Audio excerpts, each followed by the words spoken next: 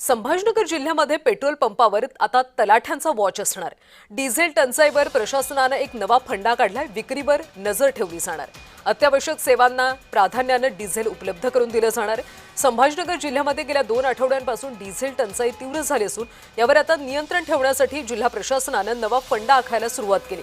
Petrol पंपावरून होणाऱ्या diesel विक्रीवर बारीक लक्ष ठेवण्यासाठी प्रत्येक पंपावर तलाठ्यांची नियुक्ती करण्याचा विचार प्रशासन करतं।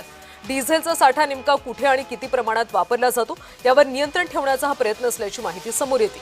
यासोबतच प्राधान्याने डिझेल कुणाला द्यायचं याबाबत पेट्रोल पंप चालकांसाठी मार्गदर्शक सूचना जारी करण्याची तयारी सुद्धा सुरू करण्यात आली। या संदर्भातले परिपत्रकाचा मसुदा तयार करण्यात आला असून जिल्हाधिकारी विनय गौडा हे संपूर्ण परिस्थितीचा आढावा घेत अंतिम निर्णय घेणार।